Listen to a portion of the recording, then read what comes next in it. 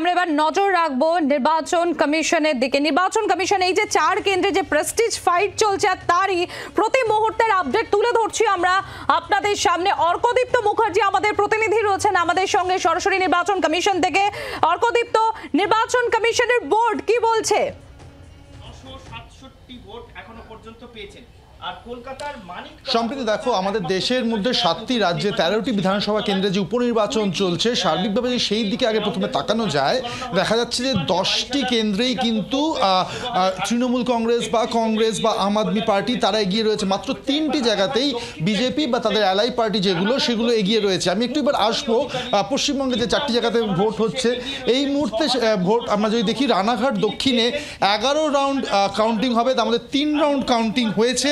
Officially যেটা জানাচ্ছে election commission, সেখানে মুকুটমণি অধিকারী 6217 ভোটে এগিয়ে রয়েছেন। 32,298টি ভোট তিনি পেয়েছেন। নিকটতম প্রতিদ্বন্দ্বী মনোজ কুমার বিশ্বাস ভারতীয় জনতা পার্টির, তিনি পেয়েছেন 26,081টি ভোট। এবং কমিউনিস্ট পার্টি অফ ইন্ডিয়া অর্থাৎ সিপিআইএম অরিন্দম বিশ্বাস, তিনি পেয়েছেন মাত্র 3,548টি ভোট।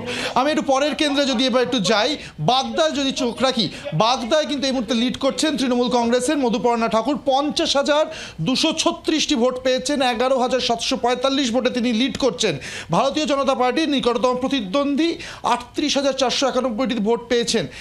এবার একটু পরের যদি কেন্দ্রে যদি চোখ রাখি, রায়গঞ্জে 10 রাউন্ড কাউন্টিং হবে সম্প্রীতি, তার মধ্যে জাস্ট 5 রাউন্ড এখনো পর্যন্ত হয়েছে। অর্থাৎ অফিসিয়ালি যে 5 রাউন্ড কাউন্টিং হয়েছে তাতে দেখা যাচ্ছে 47,954টি ভোট পেয়েছেন কৃষ্ণ কল্যাণী তৃণমূল কংগ্রেসের।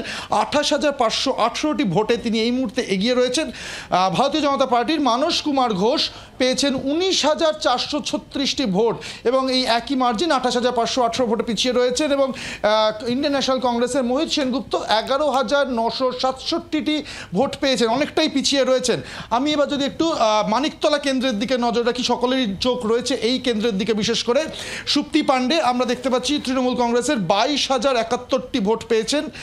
তিনি লিড করছেন এই মুহূর্তে। খুব ইম্পর্টেন্ট এটা, 16,831টি। দেখো, সদ্য সমাপ্ত যে লোকসভা নির্বাচন সেখানে কিন্তু দেখা গিয়েছিল যে এই মানিকতলা এই অঞ্চলে তৃণমূলের কিন্তু সার্বিকভাবে ভোটের পার্সেন্টেজ অনেকটা কমে গিয়েছে, কিন্তু এই যে উপনির্বাচন হচ্ছে সেখানে কিন্তু যে লিড এই মুহূর্তে মাত্র 5 রাউন্ড গণনা হয়েছে, 20টা রাউন্ড এখানে মানিকতলা কিন্তু 20 রাউন্ড কাউন্টিং হবে সম্প্রীতি, মাত্র 5 রাউন্ড হয়েছে, তাতেই যে পরিমাণ লিড দেখা যাচ্ছে সুপ্তি পাণ্ডে সেটা কিন্তু খুব সিগনিফিকেন্ট।